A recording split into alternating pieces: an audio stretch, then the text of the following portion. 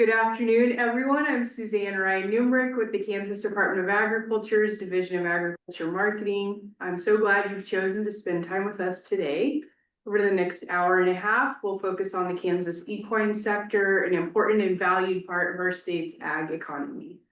Before we get started, I'll go over a few housekeeping items. For those joining via Zoom, please keep your mics muted during the presentations. If you have questions, you may submit it through the chat at the bottom of your screen. You'll have the opportunity to ask questions after speakers have finished, whether you're joining us virtually or in person here at KDA. I will monitor the chat throughout the session, so I'll see your questions. And when asking a question, if you could introduce yourself, where you're from, and your organization, that'd be great. And note that it's being recorded and will be made available online after today's session. I would also like to extend a welcome invitation to join us at the KDA Agro Summit here in Manhattan, Kansas on August 14th. The annual event brings leaders together from across the state to collaborate, share insights, and help shape the future of our industry.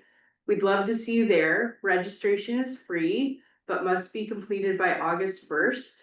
So I'll drop the registration information in the chat for those of you that are online. Thanks again for everyone that's here and joining us today. We look forward to a productive discussion. Justine. Thanks, Suzanne. Yes, this annual gathering is a vital touch point for the entire equine community. It brings us all together, brings the voices together from every corner of the industry to help shape our shared priorities for the year ahead.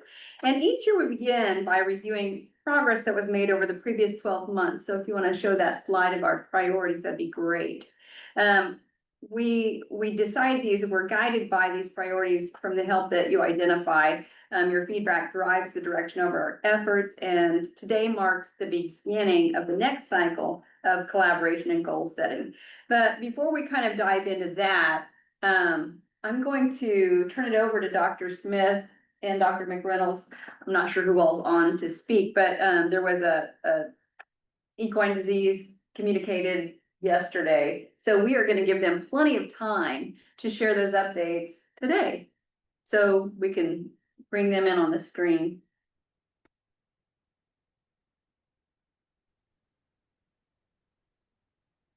Can you hear me? There he is. Does that work? Okay, great. Well, thanks, folks. Thanks, Justine, for giving us the opportunity to address the group and appreciate everybody being on. So as Justine mentioned, we did have a disease event regarding equine infectious anemia here in the state of Kansas this last month. About the middle of the month, we were notified of a horse that was clinical at the time. They did test it for EIA and it came back positive for equine infectious anemia. That horse was actually at a boarding and training stable with multiple other horses. And so we did respond to that facility. Unfortunately, the horse, the first clinical horse did pass away shortly after we collected the confirmatory test. And so that horse did not make it. With that said, we did respond to the boarding and training stable. We isolated or quarantined all the horses on site at that point in time and went back in and did a test, a full complete test of all the horses that were on that facility. We finished that up and just got results back as of yesterday. Unfortunately, there was 4 other horses that were positive on that facility. And then the rest of the horses, we got two that we're going to do some more testing on, but in all honesty, the rest of the horses were confirmed negative at that point in time. They're going to remain quarantined to that facility with respect that we will go back and retest all of those horses at least 60 days past today is what it amounts to. So in 60 days, we'll return to that facility and retest all those horses and confirm that they're negative. If at that time everybody's negative, we'll pull the quarantine and those horses will be free to go. With that said, the positive horses have been taken care of. Them owners that complied very well, and so we've taken care of those positive horses. So the countdown for the 60-day does start today. There was a few horses that were exposed to this facility within the last 60 days and or within the quarantine, or sorry, not quarantine, within the surveillance area that was established. So we have tested those. Some of those horses, the results are yet pending, but we have tested those. So all in all, between the affected facility, potential exposure horses, and any of those horses within the surveillance zone, we've tested about 70 horses in that region. So we did establish kind of a quarter-mile surveillance zone, where in reality the requirements is 200 yards. And so any horse within that 200 yards was considered exposed, and that we were going to do the testing. So, and a lot of that has to do with the fact of the fly patterns of the flies, the biting flies that can potentially spread this disease. It's been shown they don't travel much more over 200 yards. And even if they do, it's not so much that they carry the disease, it's the blood that they have on their mouth parts that is. And so at that point in time, that virus is no longer viable once they fly out there a couple hundred yards. So yeah, we feel like we're in good shape as far as responding to that case. Happy to answer any questions or comments that I can answer at this point in time. Like I said, we feel very good that we've got things taken care of at this point in time. Open it up for any questions that someone might have. And I guess I jumped in, Justine, assuming everybody knew what equine infectious anemia, and I apologize if I did that wrong. I'm happy to go back and try to address that as well if need be. That'd be nice. I don't know. Yeah, go ahead and, why don't you go ahead and give a little tutorial on that. Great. Yeah. Thanks. My apologies. Sorry about that. So equine infectious anemia is a viral disease of horses. It's a blood-borne disease that causes anemia. It basically attaches to the blood cells, and the horse basically destroys those blood cells as being foreign, and so it causes a severe anemia attack. The unfortunate thing is that horse then is a carrier for life if it gets through the initial insult of the virus. And so those horses will tend to show some level of fever, some level of anemia. But all in all, there's a lot of times that when we find these horses, they are asymptomatic and they're surviving with it. Not to say that it won't in the long term be an issue for them, but many times these horses are asymptomatic when we find them.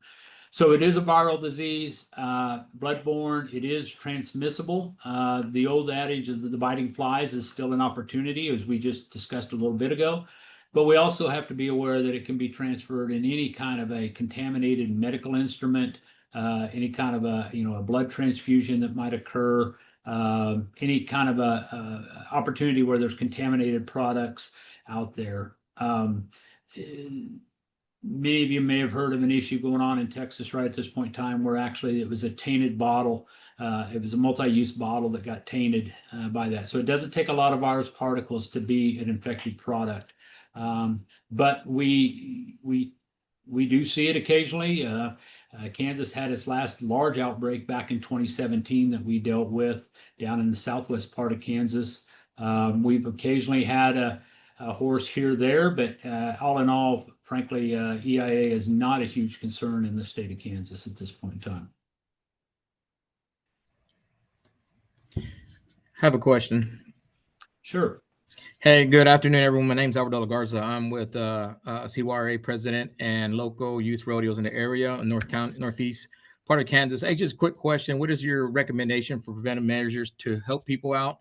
Like I said, I know it was pushed out on social media, and of course, people went into full panic mode without even knowing the full intent of this whole issue that just happened and stuff like that. And I'm greatly appreciate you kind of been clearing up the wave of all this chaos and stuff like that. As you know, from what I'm assuming right now, we're at low risk, but however, be aware of our surroundings. But yet, what is your recommended preventive measures for this? So two things is one is that, yeah, be aware of it, that it is out there, but also please don't lose sleep over the fact, because the risk is very, very low, particularly in the state of Kansas. With that said, there are some things you can do. And one of the things that we did and frankly implemented this last winter is that we did require some additional EIA or Coggins test requirements in the state of Kansas. So we had in the past had testing requirements for any horses that entered the state of Kansas, particularly if they were going to change ownership or change hands. We expanded that to where now any horse that changes ownership in the state of Kansas and or all horses that are in exhibitions must have a negative Coggins test within the last 12 months. So the test is very, very accurate, but at the same time, it doesn't do a lot for prevention. So from a prevention point, I would just make sure that one, yes, biting flies are an issue. So if you any kind of a fly control you can implement is going to be a benefit to you, not just because of EIA, but also of some of the other diseases and conditions out there. But probably more importantly is just make sure that if you are doing some sort of a medical procedure, or if you're giving injections, particularly IV injections, make sure you're not reusing needles, don't reuse syringes. If you're using, if for some reason your horse has to have a blood transfusion or something of that sort, the rubber tubing that they use for the blood transfusion, and make sure that, frankly, if you're collecting blood for a blood transfusion, that you're doing it from a free horse, that horse has been tested and gone through that process. So a lot of it is just do what we're all aware of, and just be cognizant that needles are pretty cheap and syringes are pretty cheap. So let's, don't reuse those in that process. So, yeah, I hope that kind of got the basis of it. But yeah, just be Brock, aware. great, appreciate it. Thank you for your feedback. And again, thank you, Justine, for also letting me know about what's going on today, all the good stuff. Thank you, Doctor. Very appreciate it. Thank you. Thank you. Dr. Smith, there was a question in the chat. I don't know if you can answer it or not, about where the positive test was. So all I can tell you is it was in Sedgwick County. We identify them down to the county. So if you notice the press release, it does say Sedgwick County in there, but it was a facility there in Sedgwick County. Thank you. Any other questions for Dr. Smith?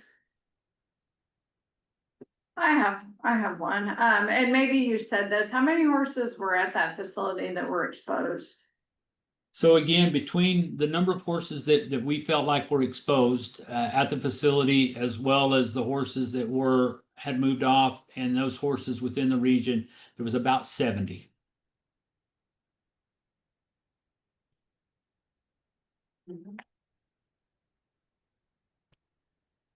Any other questions?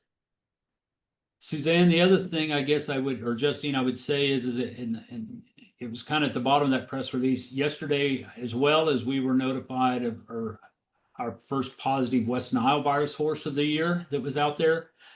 This horse was actually in Barber County. No. Did I say that right? Yeah, Barber County, I think. Looks to be that the horse is recuperating. It was clinical, unknown vaccination status, or at least it wasn't current on its vaccination status. So again, for those folks that have the horses out there, the vaccine is very efficacious. It proves to do.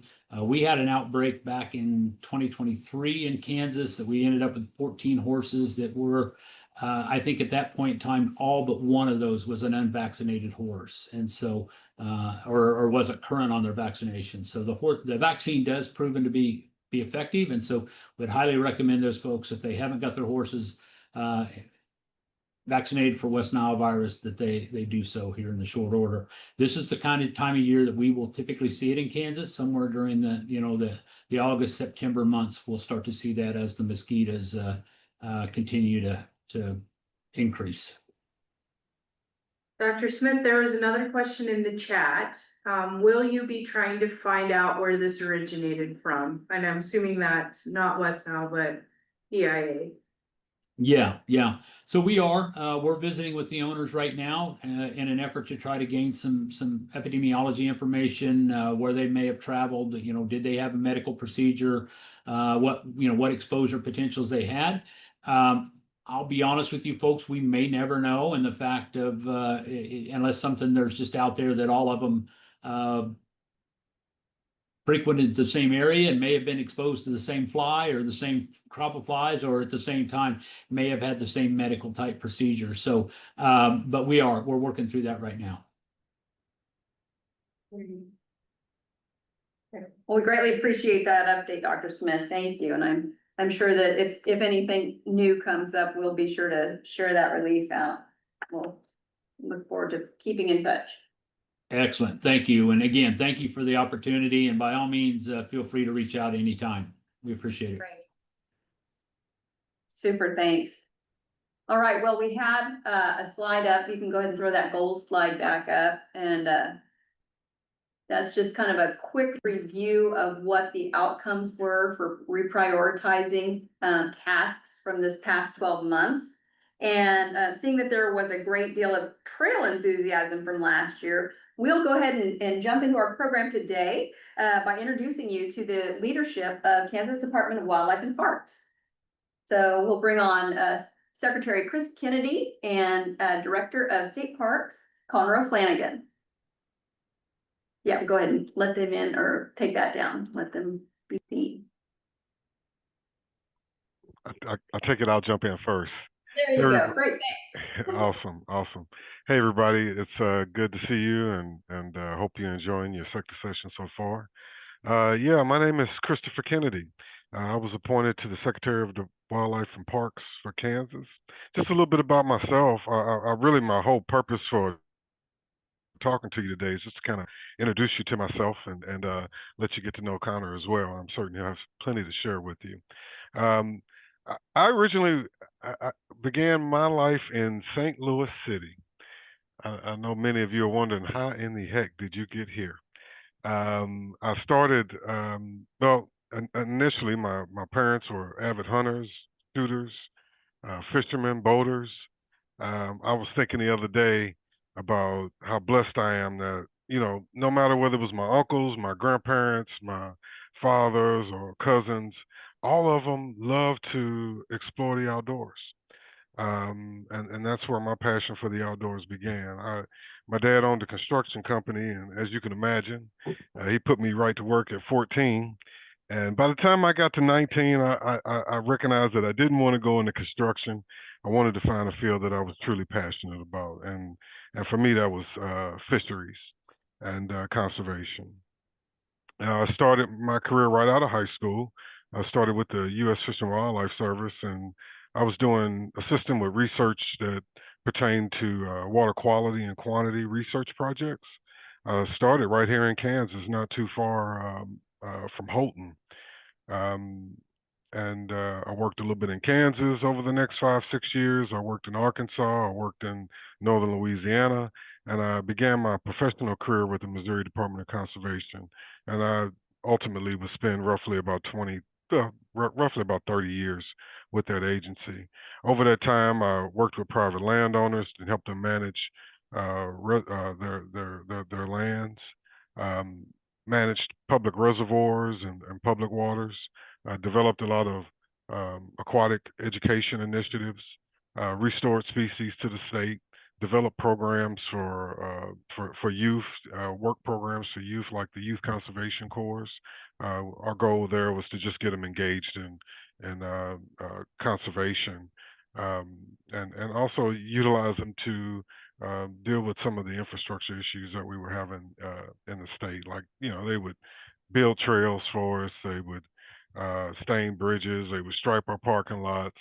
We put a lot of good students to work, and that's one of the things that I'm most proud about is the work I've done with the youth. And so, you know, after working as a fisheries biologist, then a fisheries regional supervisor, I helped to restructure our agency, and I was asked to come into administration. Did that for about 4 years before coming here to Kansas. And so, yeah, that's just a little bit about me. I think that was one of my main tasks that I wanted to do, was just introduce myself and open the doors for communication. One of the things that since I got here is, you know, I've had an opportunity to talk to some of the leaders in the equestrian community, and found out all the ways that we're working together to provide trail riding opportunities within our state parks. And I just wanted to, you know, the second part of my reason for being here is to really thank you for all the efforts and keeping our parks suitable for horse riding. And as I'm told by many of your leaders, we have some of the best horse riding opportunities in the nation. That makes me very proud, and I'm very proud of the relationship that we've developed with the equestrian community, and definitely hope to continue that relationship while I'm here acting as secretary. So with that, I'll open it up to you if you have any questions for me. I'm sorry I can't spend more time with you. I've got another meeting I've got to get to. But I'm got a little bit of time for a few questions if you all like.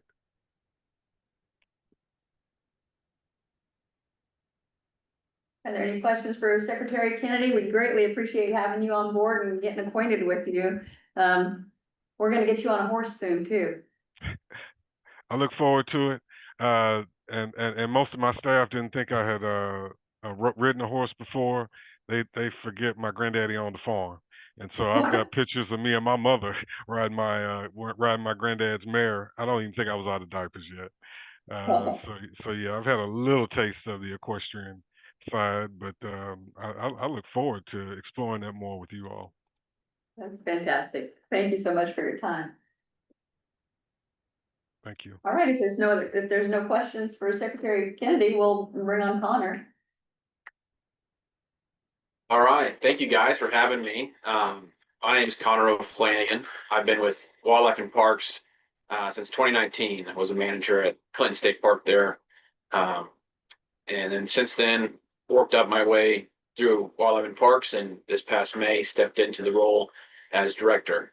So my main focus in this role now is focusing on leading our parks towards sustainable future fiscally, along with enhancing visitor experiences and providing the high quality customer service that our guests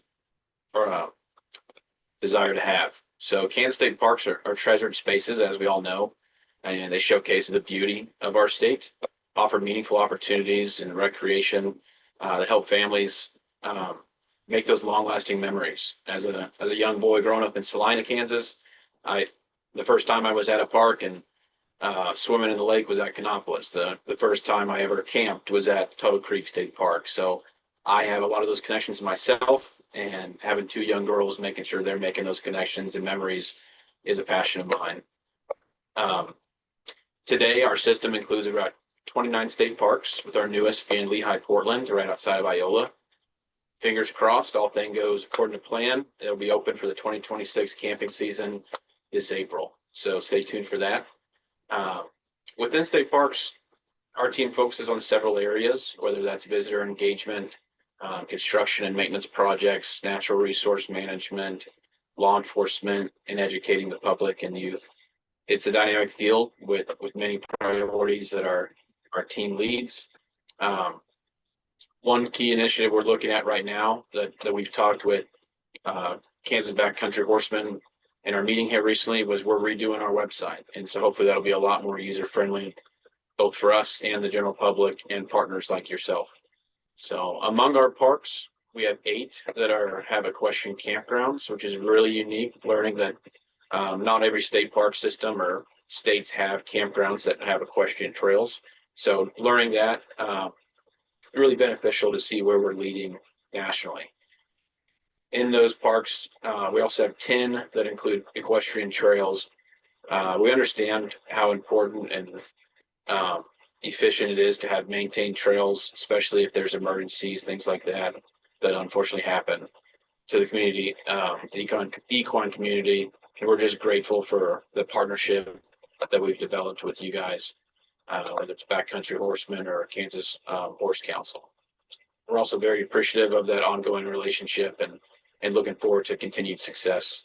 So recently, like I said, we had that productive conversation with you guys, and we had a really good takeaway. Me and the secretary talked about hearing the positives is always such a breath of fresh air. A lot of times we're hearing where we need to be improving, but hearing some of those things from the team on where we're excelling and leading was great to hear, and something that we need to make sure we keep up with in the future. So one of the last things I want to just touch on is Flint Hills Trail State Park is under construction right now. That's open for equine use. To date, 93 miles of that trail have been completed, and so it's open to the public. Currently, we have 5.5 miles under construction, that's from the town of Vassar heading towards Osage City. Once the whole trail system is completed, and hopefully 2028, we'll have 118 miles of trails. And the unique thing about that is they connect so many small communities along the way, and a lot of those communities are starting to develop areas where camping, whether that's going to eventually be equestrian, would be beneficial. But thinking long term, what we can do with those communities to help support both the trail and the trail support them is what our goal is. And with that, that's really all I wanted to touch on today. If you guys had any questions for me, I'd be happy to talk to you. Are there any questions or comments for Connor? I can say we're excited about some of those opportunities along Flint Hills Trail and other places. The Kansas Trails Inc. has equestrian presence with some of our board members is sitting on that board. And we work with Kansas Department of Wildlife and Parks and a number of other trail groups, and the opportunities to provide amenities and encourage, business just grows the tourism commerce for those trails when there's things provided. So there's a lot of enthusiasm out there for those trails. And of course, definitely the boots on the ground assistance is Kansas Backcountry Horsemen. And we do value that friendship, relationship, working partnership with the Department of Wildlife and Parks that the state park managers and our groups are able to work together with. So, Connor, thank you for your time. Thank you, guys. All right. Next, I was going to share one of the points, but I think we're going to jump ahead to the Horse Protection Act updates with Julie Broadway in the interest of her time. I know she's got a crazy busy schedule, so I'm going to allow her that opportunity to speak next, and then we'll go back to the commercial that I was referring. Thank you so much, Justine, and all of you for joining today and inviting me to be part of this. I'm Julie Broadway. I'm president of the American Horse Council. Before I jump to the Horse Protection Act, I have a couple things I wanted to share. Our latest economic impact study said that 39 million households in the United States have a horse enthusiast. 345,000 of them are in Kansas. Okay, so you guys have got a great population, a great audience to appeal to. There are 120,000 or more horses in Kansas. So great opportunity there. So some really great statistics that I'm happy to share with you offline.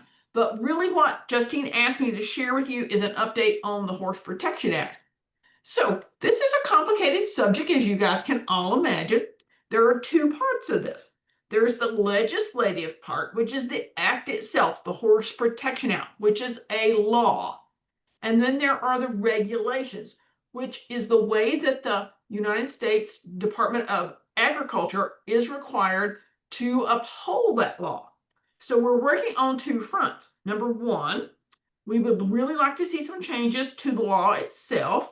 We think it's a little bit broad and a little bit vague, so we've been working really hard on that. Now, that means that for years we've been trying to move the PAST Act, the Prevent All Soaring Tactics Act, forward, but it has moved so slowly and has been so complicated.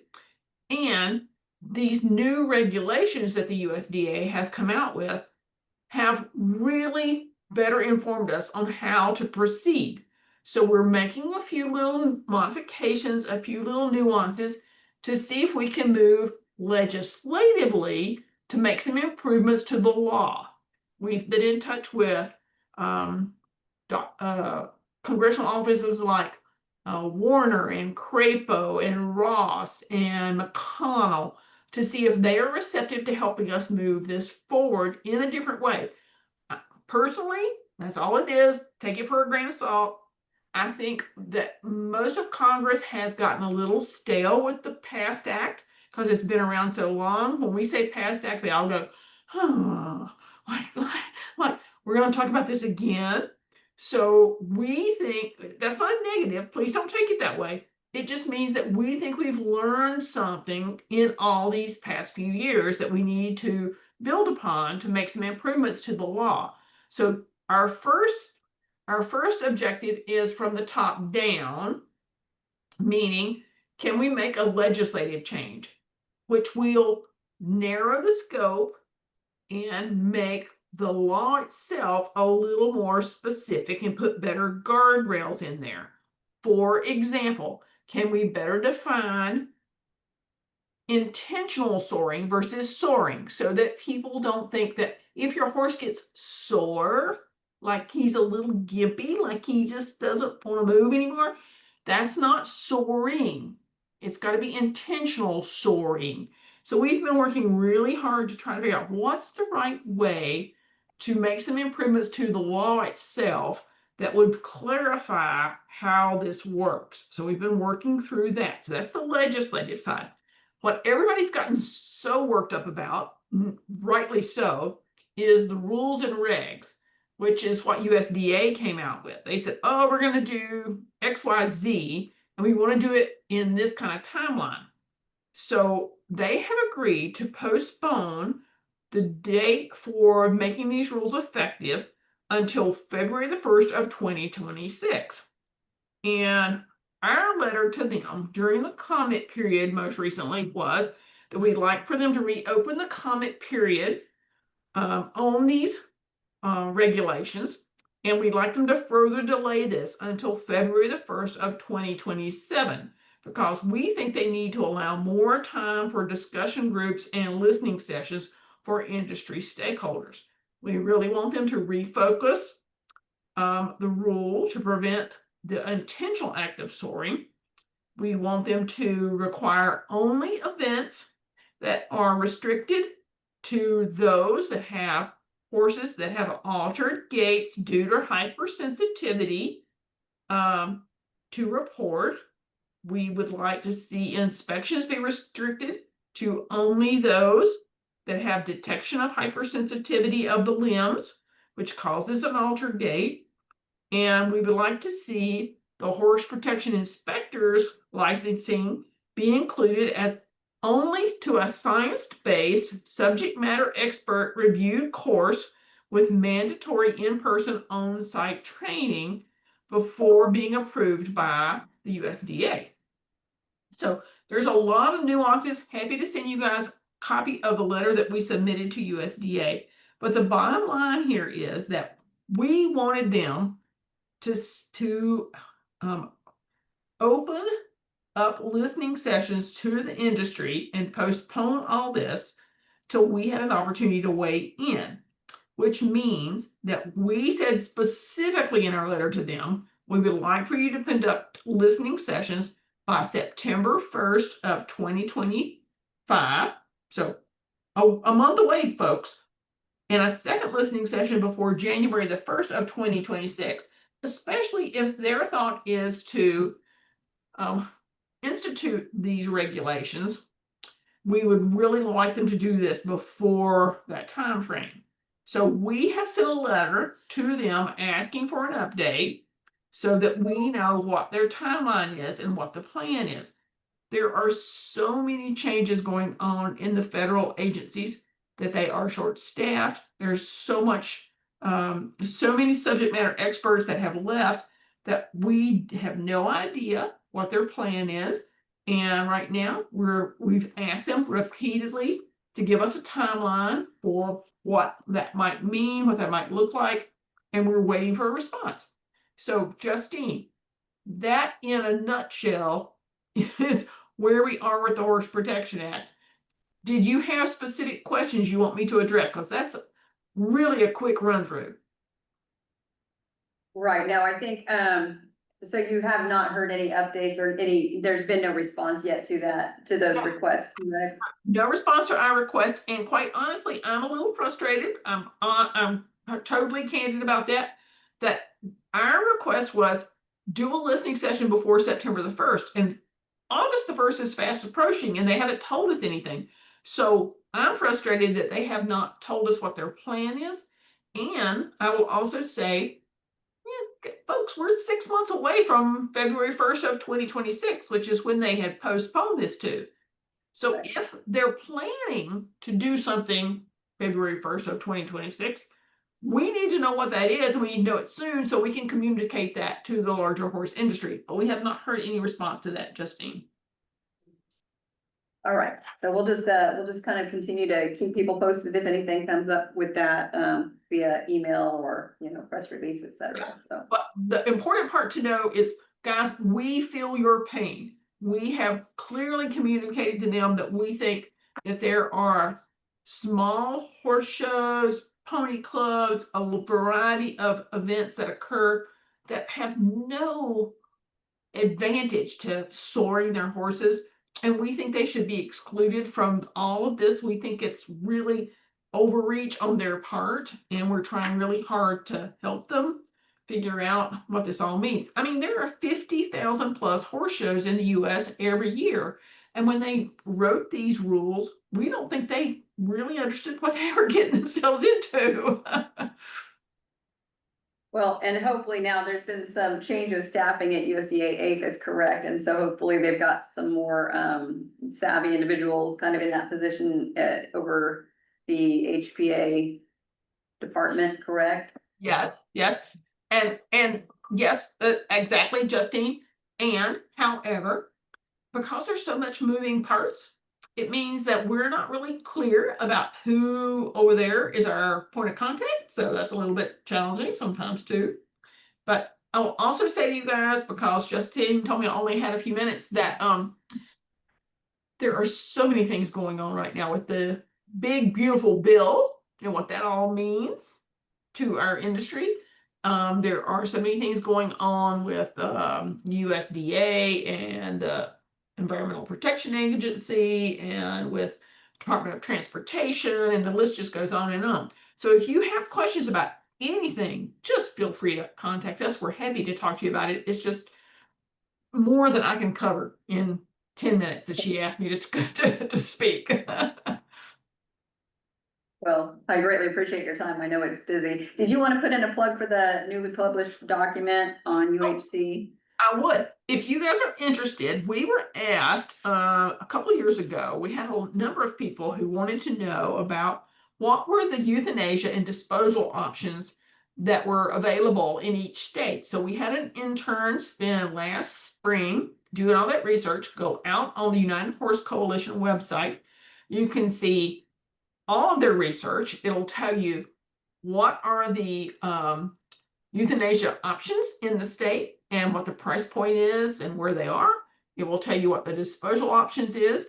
Some people have taken us to task, Justine, because we use the word that in some states it's very affordable, and people did not like that we said affordable. And we're like, we're really sorry. We thought saying affordable was not that bad a word. But anyway, but there's some great resources out there. We have tons of things for horse owners who find themselves in difficult circumstances and they need help with hay banks or feed coupons or whatever that might mean. So lots and lots of data out on the United Horse Coalition website. Fantastic. Julie, thank you so much. Yep. Are there any questions for Julie before she moves on to her next meeting? All right, well, I guess if there are, I'll make sure that they get directed to you. Thanks, Justine. Thank you. Have a great day. All right, we'll go ahead and jump over to Amber, because I know Amber's there and waiting. We'll move forward to Amber, and she's going to address, this was another priority that was addressed. I think it was in the top 2 or 3. Have to go back and look at that screen. But yeah, this was number 2, providing equine training for law enforcement. So we'll let Amber jump on and kind of explain how we addressed that task this year. Amber, welcome. Hi, can you hear me? Yes. Okay, good. I got a new headset and I haven't tested it out yet. So my name's Amber Bowlby. I'm the current president of the Kansas Animal Control Association. And for those of you who have never heard of the Kansas Animal Control Association, we are a nonprofit organization dedicated to the education and training of animal welfare employees within the state of Kansas. And sometimes we get some border, like Missouri and Oklahoma people as well, depending. We move around every year for our training conference. And this last year, it was in February, we held it in Manhattan. And Justine had reached out to me about doing some training for our animal control officers, which was fabulous. I had been following the Colorado Horse Rescue and they had did something similar. And I asked her, is this something that we can do? And she was just amazing about it. So we got together at K-State. She brought some horses out. She showed all of our officers how to do like body scoring and welfare checks, taught us all sorts of different breeds. We have a lot of horse people in our association. And then we have a lot of people who have never touched a horse in their life. So even those of us who know a little bit about horses, it was great information. And I'd say we had about 50 or so attendees, and which is kind of on par for us. It was a little low, but I kid you not, every single person said this was their favorite conference ever. They loved getting hands on, they loved seeing the animals, and it was really good information. And for those departments who don't have animal control, they can help assist it, neighboring police departments, sheriff's office, with whatever they need. Fantastic.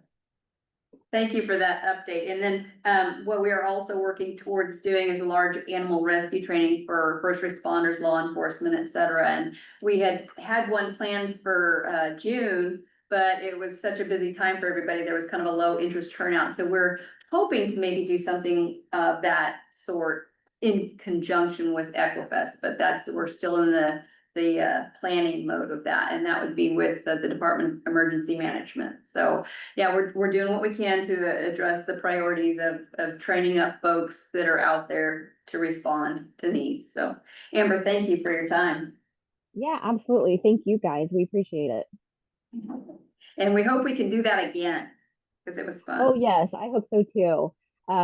We have several members who are a part of the animal search and rescue, large animal rescue operations, and they work hand in hand with the Department of Emergency Management.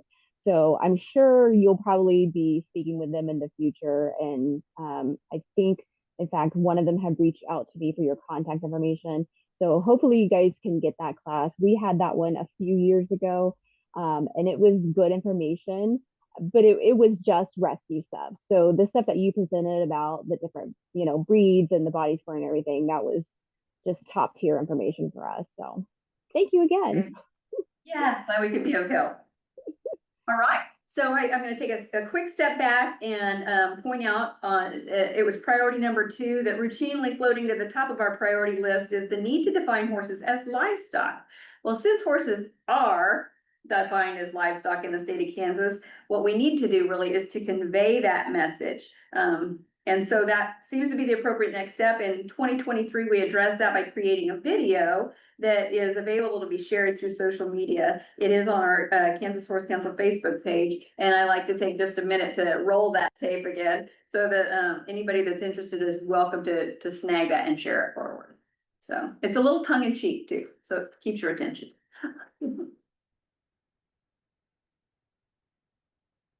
It's go ahead, our horses question is the black slide below that.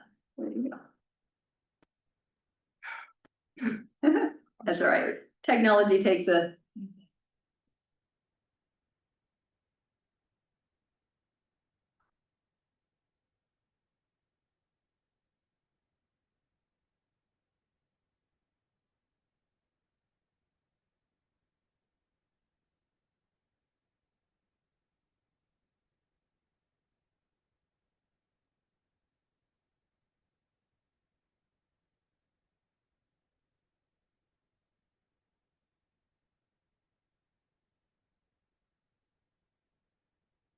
Oops. I'm sorry, it's.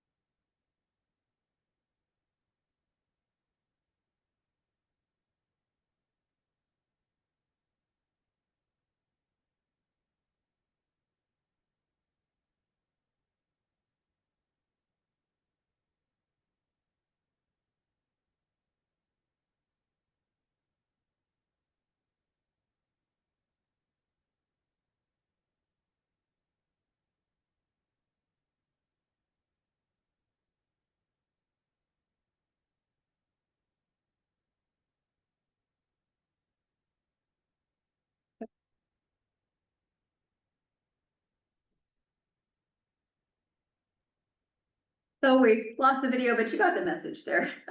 So we've addressed that, and if anybody wants me to send a direct link for that to share it, I am happy to do that. Okay, we will move on. The next guest, Caitlin Lunsman, was she's sick today, so she was not able to make it, but we were going to address supporting entry-level opportunities for equine activities, because that's been a priority that's been kind of recurring, floating to the top 3 to 5 for the last several years. And so we try to address it in different ways.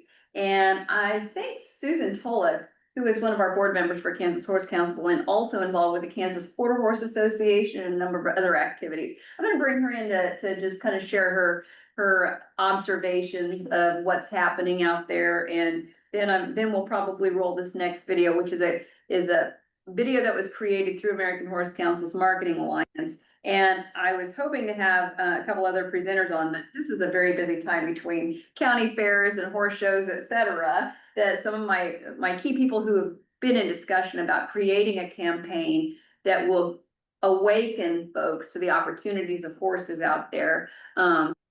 They've all kind of expressed interest in doing that. And so that's kind of the setup for what we're working towards. But Susan, are you available? Yes. Great. Yeah. Can you hear me? And Yes. I apologize. I don't really have a lot together just because I have been riding horses all day.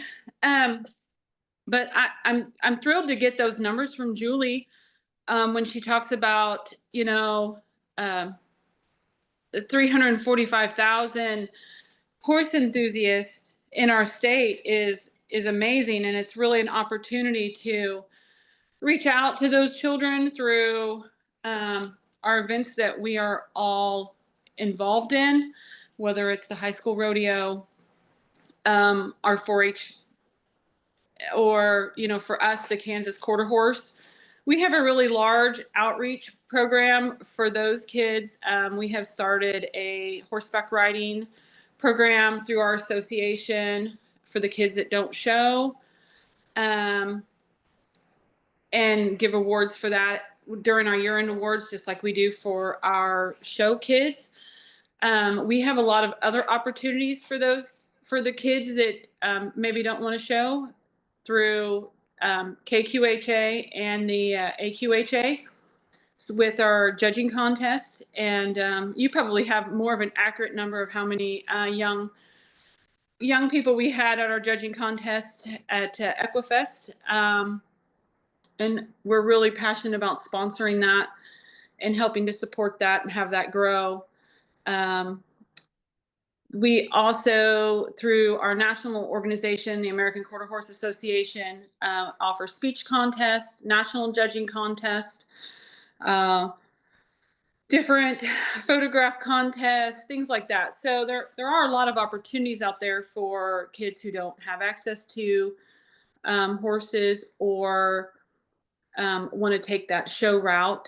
I really, really encourage everyone to, especially if you're a professional or just somebody that has a horse laying around, to reach out to those neighborhood kids and get them involved, whether it's riding a horse or just brushing a horse. In teaching my lessons today, ran across someone who I was teaching, and we talked a little bit about anxiety and that. And so we went down that rabbit hole of how, when you get nervous, that horse reacts to you. And I know they use that a lot in the therapy, physical therapy, and, our veteran therapy that we're doing right now. Kansas is getting a lot of action with the War Horse for veterans. I don't know if anybody watched the American that just went on. It was on the Cowboy Channel. And, it's here in Kansas. It's actually just about a mile from my house, and they're reaching a lot of people, and they're reaching a lot of veterans with their horse program, bringing a lot of attention to it. So, Kansas is just such this gem of horses and amazing people who are always willing to give back, I feel. So I don't know, Justine, if you wanted me to touch anything else. No, I think that's great. And Teresa, do you have any observations on first time opportunities that might be available to folks out there? I mean, you know, we talked about 4-H, we talked about, there's horseless horse programs. I know there's IEA in some places, and that's, Interscholastic Equestrian Association. It's kind of the feeder program to the IHSA, which is the Intercollegiate Horsemen's, I'm probably butchering that acronym, but, it's a catch ride program. So these kids don't have to own their own horses. They don't have to stable the horses. They just be a part of the program, enroll in the program. Their parents can drop them off at the barn. They can be barn rats for a while and really enjoy learning more about riding skills. So there's opportunities that are available, and we just have to maybe figure out how to get, you know, the people that are interested in with the people that have those services available. But if you have anything to add to that, I know you mentioned judging, which is a great opportunity. It's a skill builder like crazy. It's great. We have hippology, which is kind of your quiz bowl, and I call it the nerd fest for horses. I love it. I love it.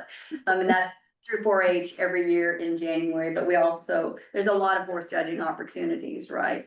Yeah, between what Susan said and what you said, I think you've hit on a lot of them. And, I think 4-H is a great place to get started. And we're in county fair season right now, for someone who's just learning how to show. You don't have to go very far typically to participate in your county fair. You mentioned we've got the horse panorama in January that does have horse bowl and hippology and public speaking and lots of opportunities for kids with an interest in horses that may or may not have a horse. You did mention the Interscholastic Equestrian Association and the IHSA is the Intercollegiate Horse Show Association. And there are opportunities. Colby Community College participates in that. K-State has that on a club level. So as students make that transition to college, there are some opportunities there. Rodeo teams, that's another opportunity when they get into college. So there are a lot of things out there, depending on, what a kid's interested in. They do a little research, they'll probably turn something up. Sure. And if someone's interested and they need resources, they can always reach out. And I think off of what she just said, I was fortunate enough to help with a collegiate equestrian team, and I was surprised at the kids that came into that didn't have previous horse show experience, and there was still a place for them on that team, and there's still a place for them in that program. So a lot of these little community colleges, I mean, this was a state college in Oklahoma, had have those, and it might be a way to make college a little more entertaining for some. So I do suggest that if you know somebody, Justine can always get a hold of me, and just share your opportunities with the horses. If you're in the horse business and in the horse industry, share those with our youth. They're very, very important. And I do know that AQHA is doing a huge drive on our youth memberships, and we're really, really pushing the support of our youth, young adults. Thank you. Great. Thank you, Susan. You mentioned that program that kind of rewards them. We have horsemanship rewards through Kansas Horse Council, and then AQHA has a sort of a horsemanship rewards program as well. So, if you have horses, if you have a barn, you can be a mentor and bring a youth in, and they can get credits, their rewards. They can be rewarded through these programs for the time spent with your horses. So they don't have to own those horses, which makes it really nice. So they don't have to own them. And I know the Paint Horse Association has one too, but for us, I don't care what you're riding. You can be riding a Shetland pony or a donkey. It really doesn't matter. It's a lot of these are not breed specific. So you can ride, whatever breed you have and whatever discipline you do, or whether you drive a horse. A lot of them will do even those. It's not just a stride. Showmanship matters. Fantastic. Thank you. Okay, well, we have we may roll that commercial at the end, because we've got a lot of folks waiting right now that are with us, and lots of updates on on arena infrastructures that we are eager to share out. I know I'm anxious to hear all these updates that are coming. So we're gonna move into that next piece, which was our priority number 3 was arena infrastructure, support, all that kind of stuff. So we're gonna roll into updates and we get to hear from Jackie McClaskey, who's with us in person today. Hello, Jackie. Hello. It's been a while since I've gotten to I know to see you in person, and I you thought you were know. gonna see me on Zoom, but I am happy to be here representing the American Royal. We are well into construction. There's probably some of you, if you've driven by, said, well, it doesn't look like a lot's happened in the last few months, so we have run into some politics, so I'll give you everyone a little explanation of that as well. But for those of you who don't know, we're building basically a 400,000 square foot barn and 3 arenas. 2 indoor arenas and 1 outdoor arena, along with offices, a kitchen, and a learning and engagement center. And I'll give you a short highlight on that as well. In the barns, we will be able to house 1,540 horse stalls without columns. And then there's about another 220 stalls that can be used for everything else other than horses that will have columns in them. So total of over 1,700 stalls. If you have spent a lot of time in the Kansas City area, this was just news to me recently. It's technically 390,000 square feet, and Bartle Hall is 388,000 square feet. So our barn alone is bigger than Bartle Hall. Wow. Which is kind of an eye opener for all of us. We do have that barn is surrounded by some learning spaces where you can do some live animal activities and spaces there, as well as some office, hospitality space, concession stands, and wash racks. And we did go through and plan now to add some hot water to each of those wash racks, because we talked to a lot of equine folks about that. Not every spigot will have hot water, but there will be hot water available in every wash rack. The barn is about 80% completed. This spring we did pause construction because we have been waiting for about 26 months to get our star bonds finalized. Good news of that story is on April 24th, our star bonds did pass through the Wyandotte County. That has always been a part of the public funding, or it has been the public funding mechanism, but due to changes in commissioners, mayors, and county administrators, we just almost had to start over. So, the 8 years of work prior to 2023 were sort of had to be redone, but we got that agreement done, and we're now working through the process with them to sell bonds.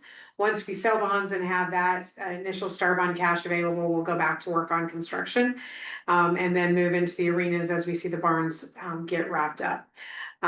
One thing I did want to mention is we are going through the planning right now for the Learning and Engagement Center. Learning and Engagement Center is the only component that is 2 stories. So if you imagine, for those of you who are in KDA, this will be easy. For those of you who are not here, but if you think about this space, this entire space being 1 floor and then a 2nd floor on top of it is just a little bit bigger than what our Learning and Engagement Center is. So this building is a little short of 50,000 square feet, and our Learning Engagement Center is it's about 85,000 square feet. So it just gives you some sense of how big that space is.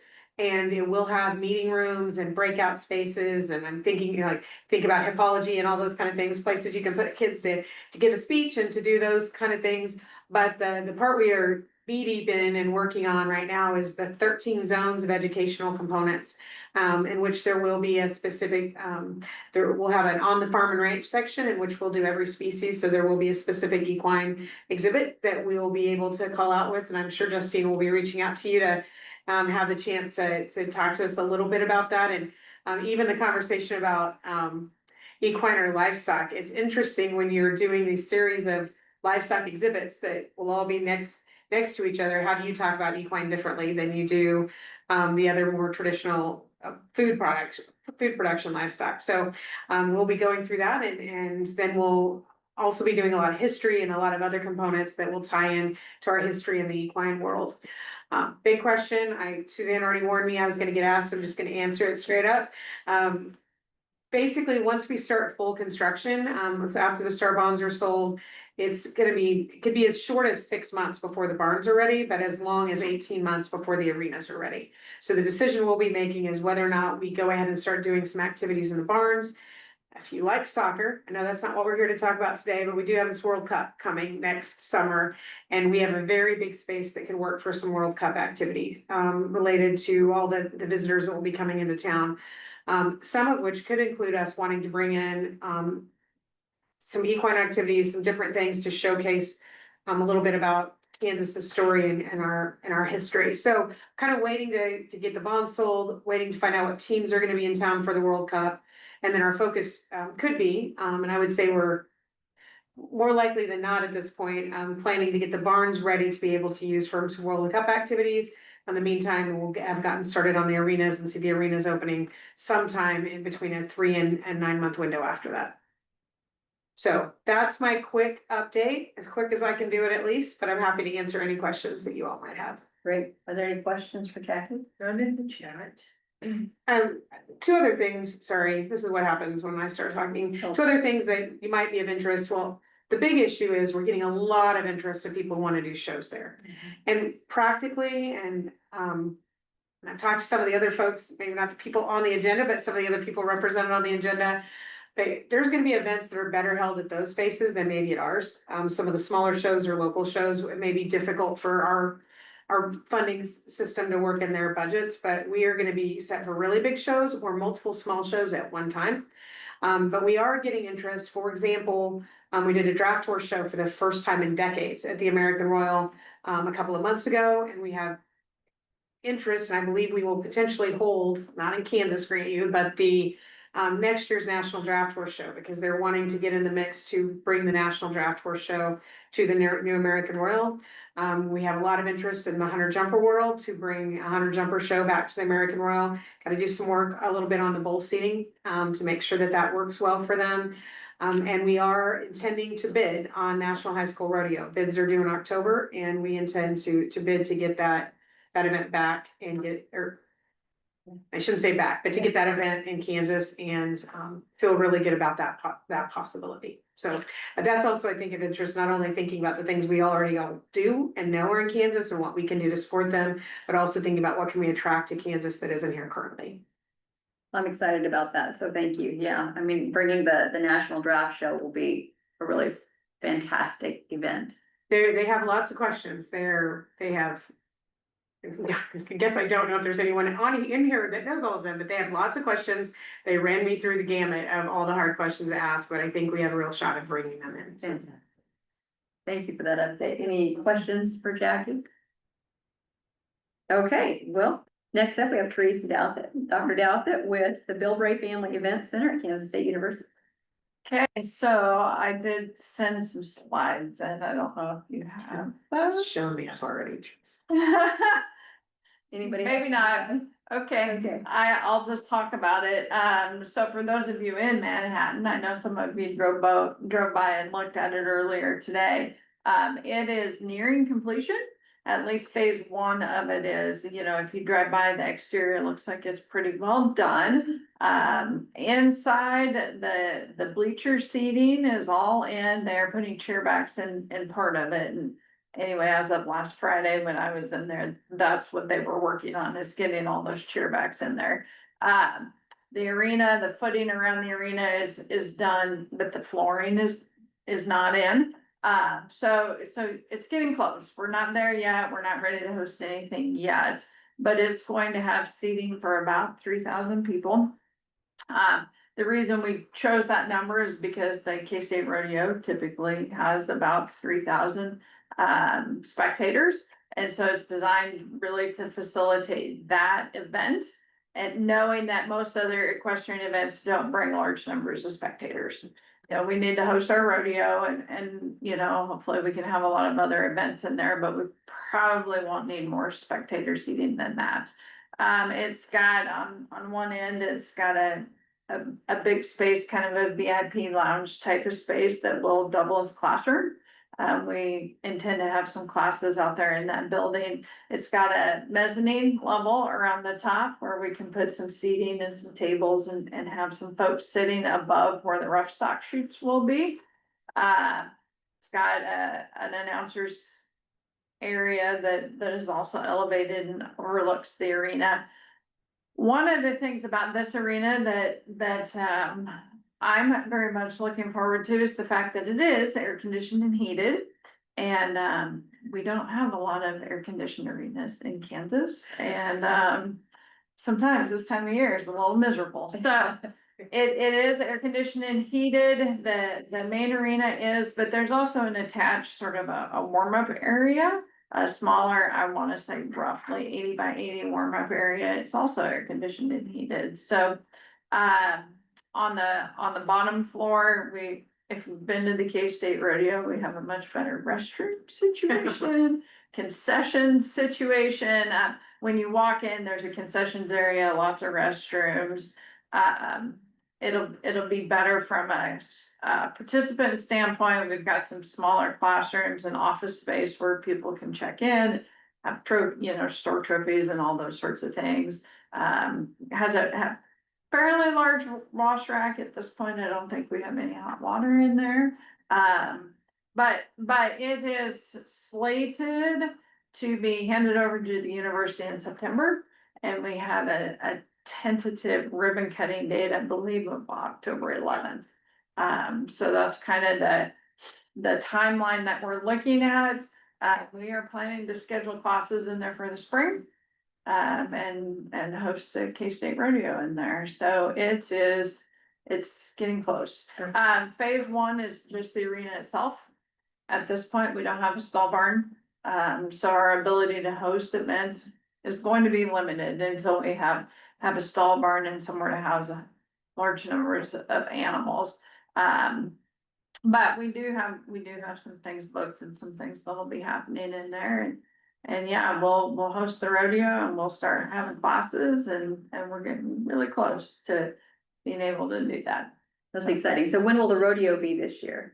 Or what? It's the week of February 14th. Okay, so we'll be back to the spring. Yep. Okay. Yes. Very good. And we'll actually have an indoor facility for them that doesn't involve walking horses back and forth across Manhattan, so that'll be nice. I think it'll be a big improvement, even without stalling. It's a big improvement over what we had before, so. That'd be great. Well, I apologize. I just found your slides in my email from Tuesday when I was down at Eureka Downs, so I'm sorry. That's okay. It's all good.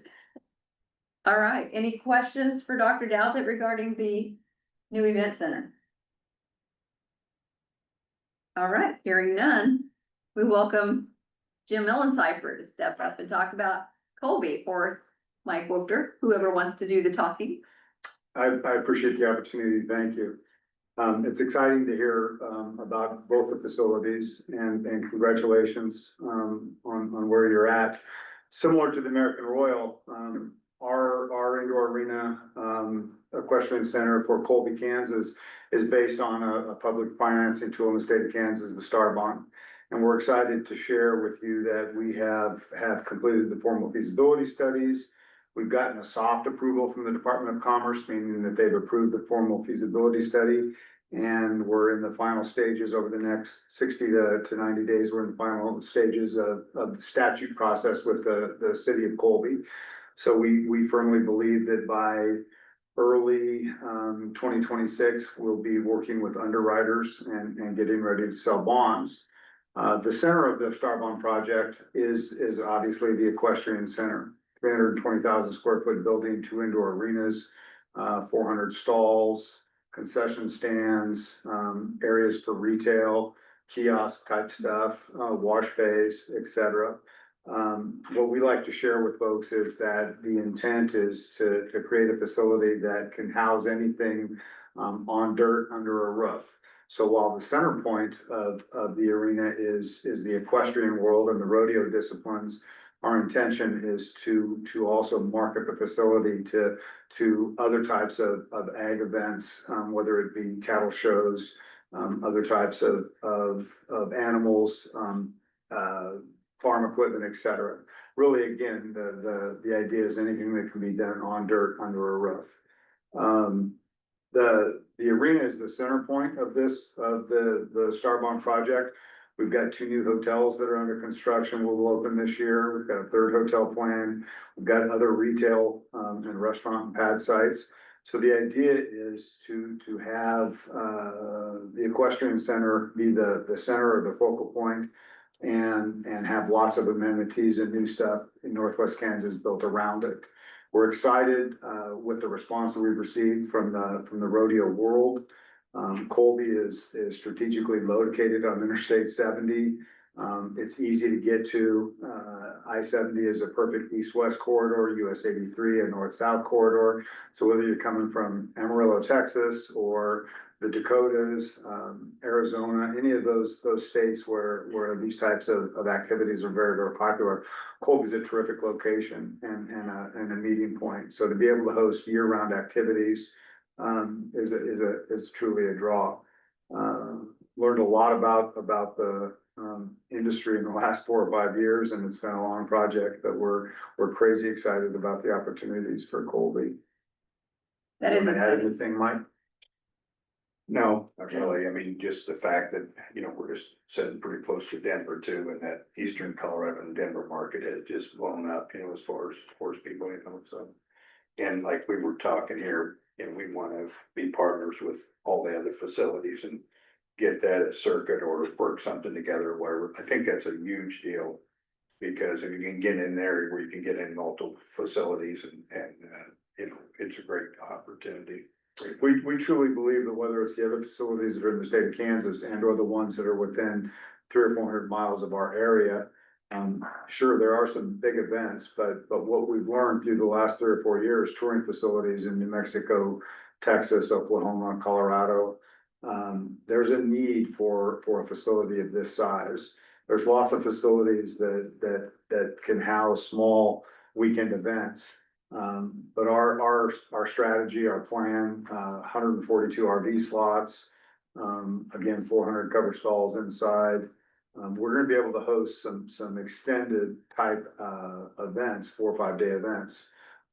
Certainly not the National High School Rodeo Finals, stuff of that magnitude, but we're excited to be a type of facility that's gonna be able to complement larger facilities. But I don't know, when we all talked years ago now, it seems like, but we even talked about the concept of like high school rodeos coming in. What do you do in Manhattan? What do you do in Colby that are all like happening the week before that?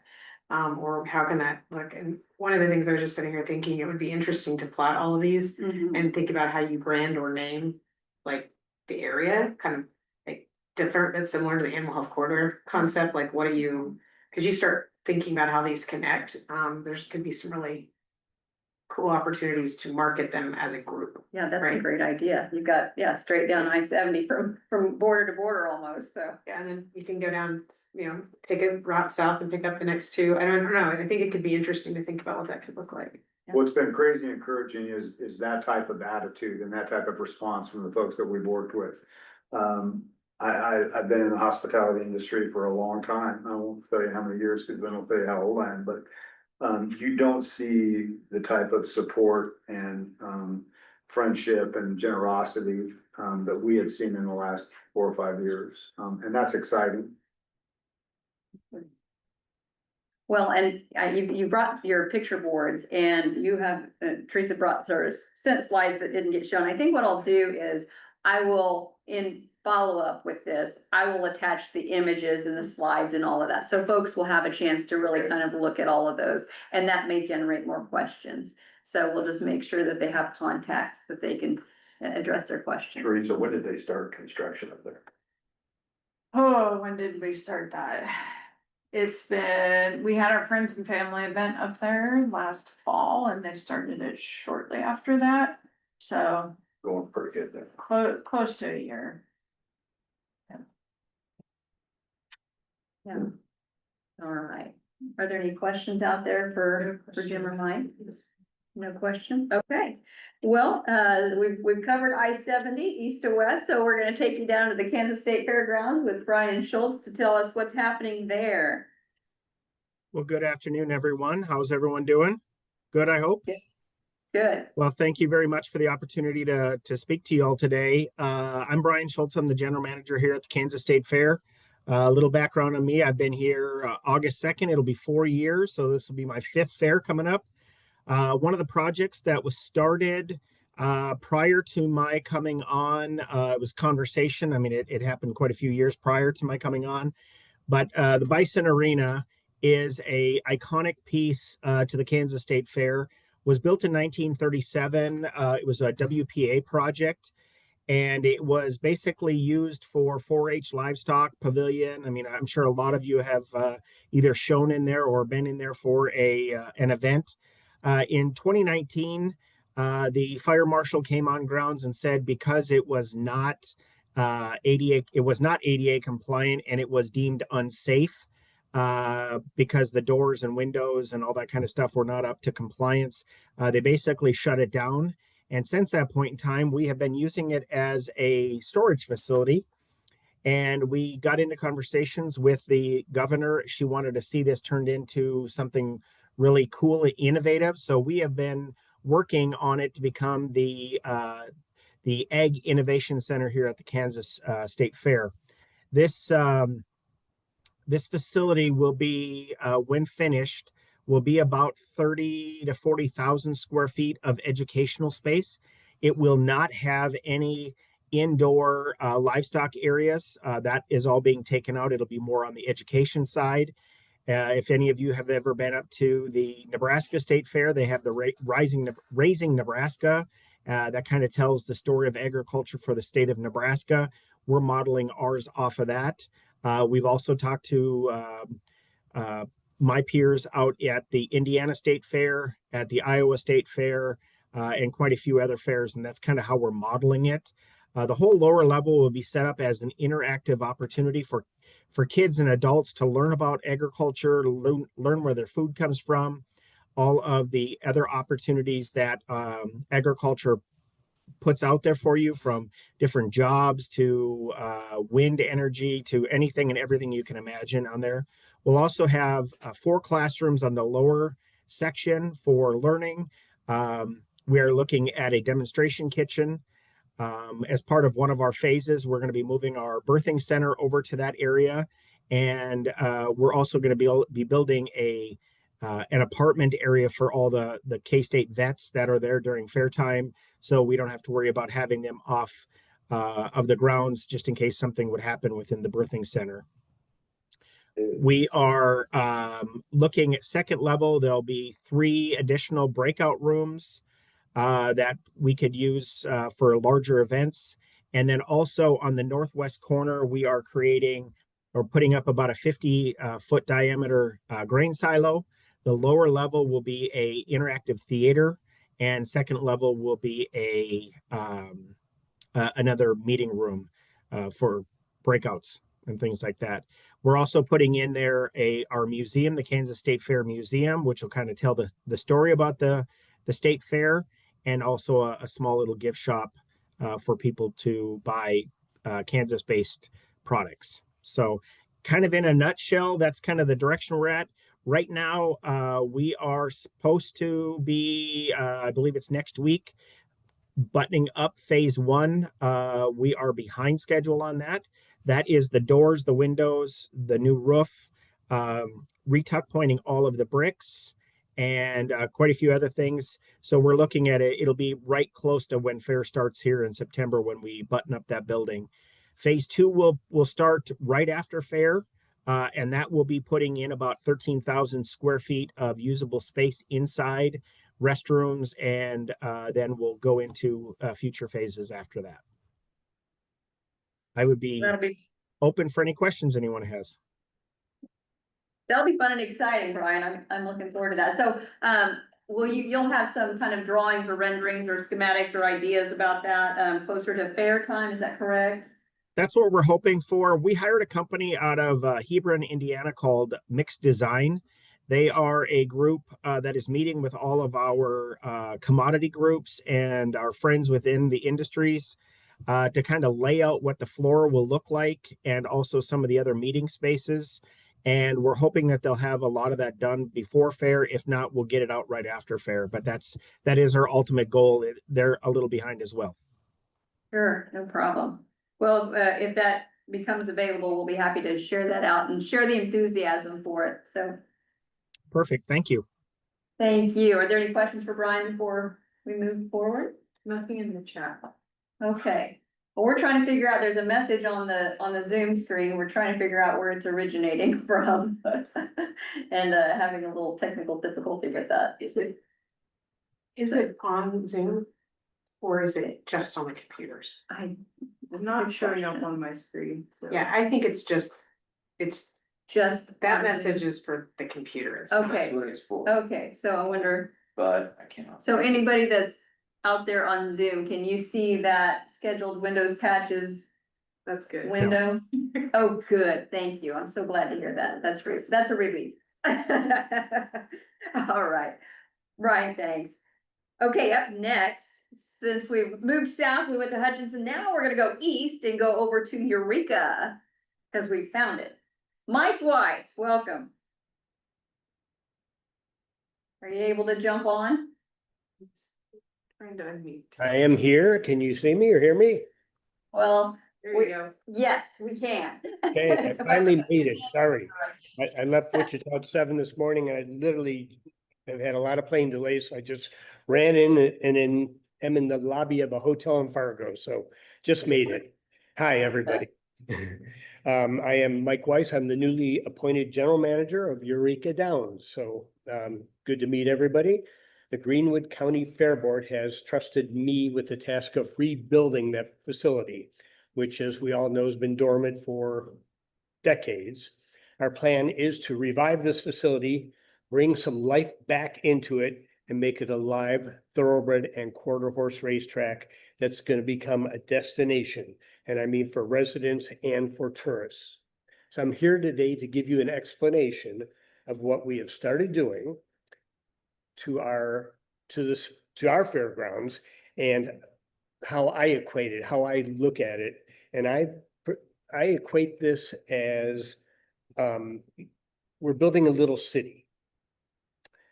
There are too many moving parts to racing. We are literally building, in my mind, truly another little city within the city of Eureka. When you see a live racetrack coming back, you're going to see action, not only from the people that it will attract to come to watch the show that we're putting on, but from everybody involved. This is going to be something that's going to bring a lot of jobs and people to the area. There is a lot that needs to be done to reopen, and it's going to take a lot of effort. It really does need a lot of effort right now. Currently, we're getting bids and making plans on fixing up this old facility. For most part, what I really am focused on is the racing track surface, because I want that safe for the equine athletes and the jockeys. Then there's the addition of the barns, the offices, updating the jockeys' quarters. Every bit that we have to do is going to take manpower. Once it's complete, yes, we want to run live races. You're going to have economic impact. Contribution to the town's businesses and outlying areas are all going to be huge. There is money that's going to kickstart the entire breeding program. So you're going to have jobs at farms. There's going to be a need for feed, for hay, for straw, more tack, an increase in veterinary services, blacksmiths, farriers. It's just going to be an economic impact all the way around. The outlying resources, you got to think of restaurants, hotels. I know there's going to be so much more to be built. A lot of it in Eureka, I can tell you that, but however, it's going to affect surrounding areas everywhere and definitely statewide. The impact is going to be large because we're going to start off small, maybe 7 or 8 weekends, but the plans are to expand this to a full-scale racetrack and go a long way. I love the local responses already. I just completed literally my second visit. I walked into a hotel in Wichita and the front desk and restaurant employees already recognized me as that racetrack guy. It didn't take long for most of Eureka to know me. And there's a cute little family-owned coffee shop right across from the track, right at the entrance. And I walked in there to get coffee yesterday and they said, how long before the track opens? Which we really don't know. It's going to be a while. But they said, how early will we have to open? I said, well, you're going to have to open pretty early. You get clockers and grooms and maintenance people there. And they said, well, we're going to have to get more employees. And the husband looked at the wife and said, You think we can get our kids up that early to work this? I mean, they're already thinking ahead. And when I went to pull out to leave, they're sitting up front waving to me. So people are excited about this project. You know, how are we going to get our kids up that early? I love that. So, you know, going back to the track, let me give you a look at the future. When we get closer to going live, we're going to be able to set our purses. We're going to have money, purses, which is prize money, high enough to attract owners and trainers to come to us.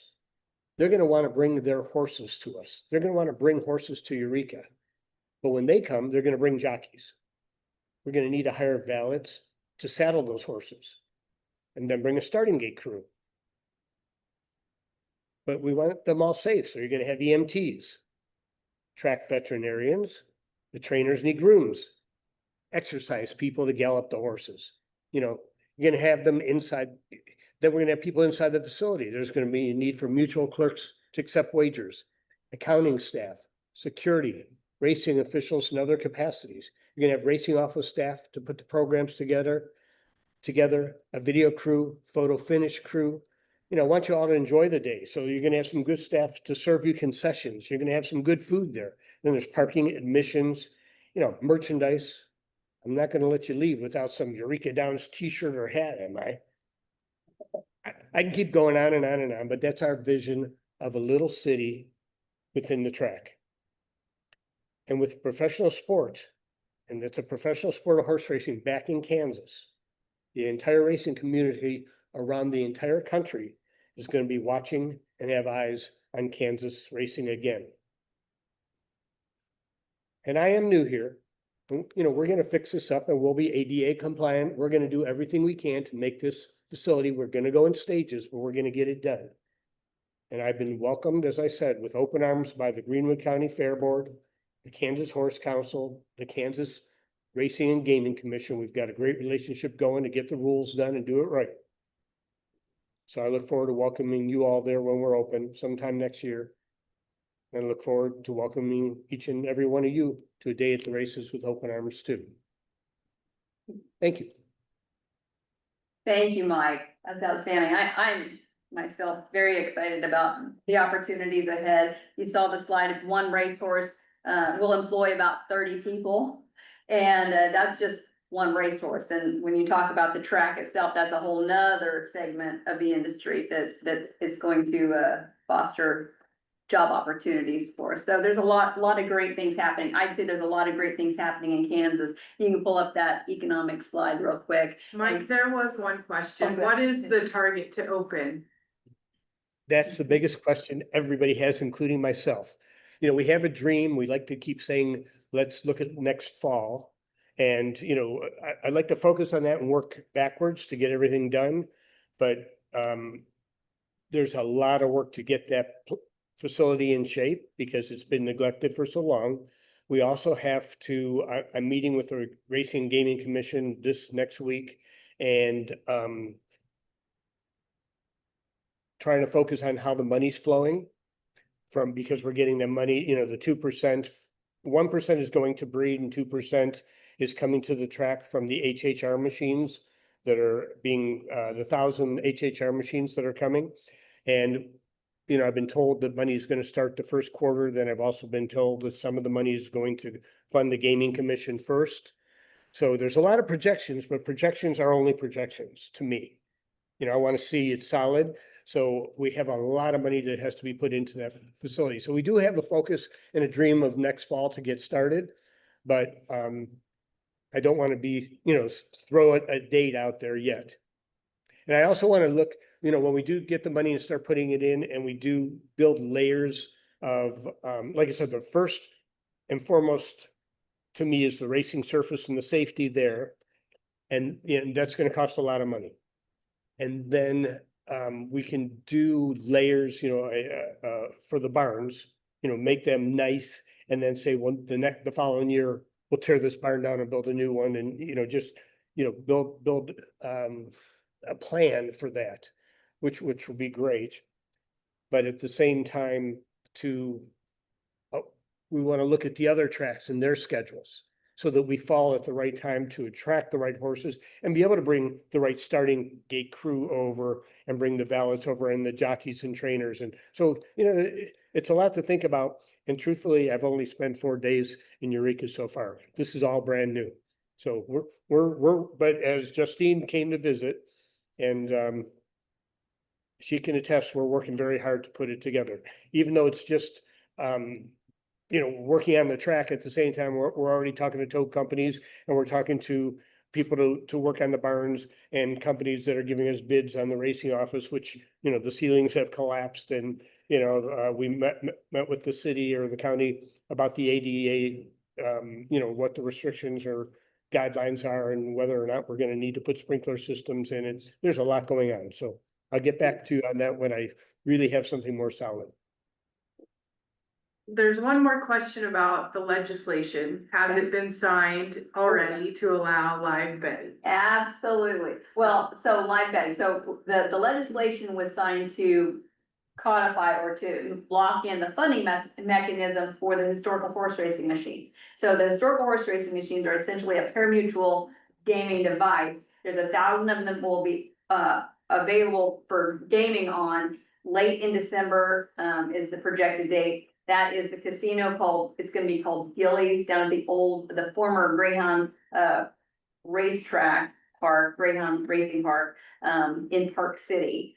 And that will be the funding mechanism. So as far as online betting, you're probably talking about the betting parlors, the betting devices, and that's been in place for a couple of years now. I think, is that the direction I'm not sure that I understand. I don't think we're going online betting or in any, or OTBs in any way. We're gonna have pari-mutuel at the track, but we'll be collecting from the In person. HHR. Yeah. Okay. So The question might be, is there the intent to pursue additional changes in the gaming laws to allow horse racing to be even more profitable? That might be the question. ooh, that's not sure I can narrow that down, but if you simulcast races, it increases purse money, it increases more money flowing, but it also throws you into requiring HISA compliance, which it's a very expensive next step. So that will be a long way off, if at all, for Greenwood County. Correct, Mike? I do have to say that we have a really good relationship with DJ Lopez, the Racing and Gaming Commission. I'm working with them to help write the rules.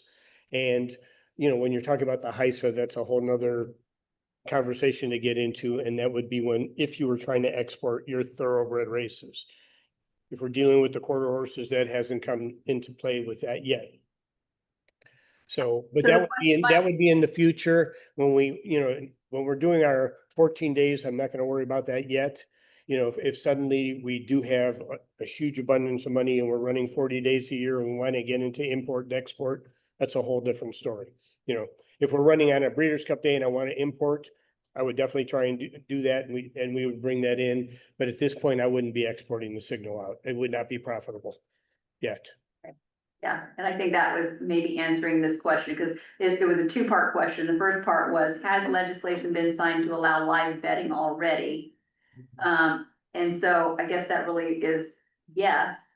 And if online betting was available, couldn't we flow more money to Eureka? So I guess the answer to that is yes, when there is live betting, it does flow more money to the facilities where it's happening at. But it's not going to be a simulcast. There will be live betting on horse races when the track is open on site. And there's also the pari-mutuel betting at the casino off premise. I hope that answers the question.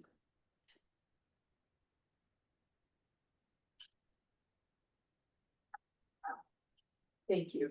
Yes, thank you. Okay, well, if there's no other questions, we are actually running just over time, and I know everybody's time is very valuable. So I greatly appreciate all of our presenters being with us today, both in person and via Zoom. Apologize for any technical difficulties. We're gonna make sure that we share slides and images with everybody along with the recording link. So there were some that had to jump on and jump off in interest of time. And I want everybody to kind of be on the lookout, because as we wrap up, we put out a poll or survey to then, think about what you've heard accomplished already and thinking about the challenges that are still out there. What needs to be the next thing that we prioritize, or what needs to maybe float to the top of priorities to work on or to continue working on. So that survey link will also be shared out very soon.